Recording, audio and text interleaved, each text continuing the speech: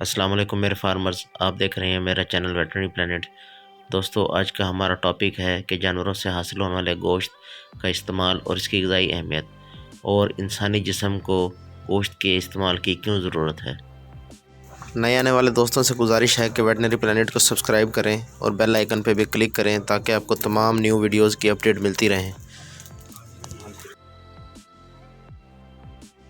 ہم عام طور پر مویشی بانی کے مسائل اور ان کے حل کا سوالن اور جواباً وہ موضوع چھیڑیں گے، جس میں تمام مسائل کو زیر بحث لائیں گے۔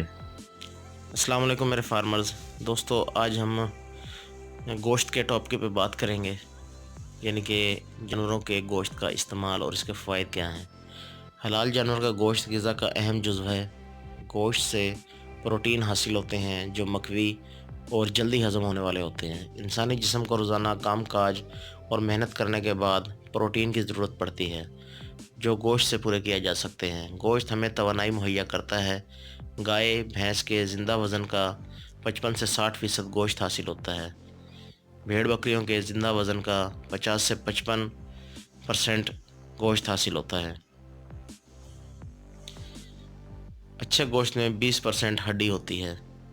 گوشت میں مندرجہ ذیل اجزاء پائے جاتے ہیں: پروٹین 17%، چربی 20%، معدنیات 1% اور پانی 62%۔ عورتوں کی خوراک میں گوشت کی خاص اہمیت ہے۔ گوشت کی کمی کی وجہ سے بچوں میں موت کا تناسب بڑھتا جا رہا ہے۔ اچھے گوشت کی پہچان کیا ہے؟ اچھے گوشت کا ریشہ باریک ہوگا، رنگ ہلکا گلابی ہوگا۔ اچھے گوشت سے خاص قسم کی خوشبو آئے گی۔ گوشت کے ساتھ چربی کے ریشے اچھے گوشت کی پہچان ہیں۔ گوشت کو فوری پکانے کے بجائے 2 گھنٹے بعد پکایا جائے، اس سے گوشت گل جاتا ہے اور ذائقہ بھی اچھا ہوتا ہے۔ مضر صحت گوشت کی پہچان کیا ہے؟ بیمار جانور کا گوشت ڈھیلا اور نمدار ہوگا۔ خراب گوشت سے رطوبت خارج ہوگی، اس سے مخصوص بدبو آئے گی۔ خراب گوشت پکانے پر جلدی سے نہ گلے گا۔ خراب گوشت کا رنگ سرخی یا سیاہی مائل ہوگا۔ پانی ملے گوشت کے پکانے سے قبل پانی بہنا شروع ہو جائے گا۔ تو دوستو، یہ تھی گوشت کے بارے میں عام معلومات، گوشت کے فوائد۔ مزید اگر گوشت کا کسی قسم کا ڈاؤٹ ہو تو اس کے لیبارٹری ٹیسٹ بھی ہوتے ہیں، اور اس سے پتہ لگ جاتا ہے کہ گوشت کے اندر کون کون سی بیماریاں ہیں۔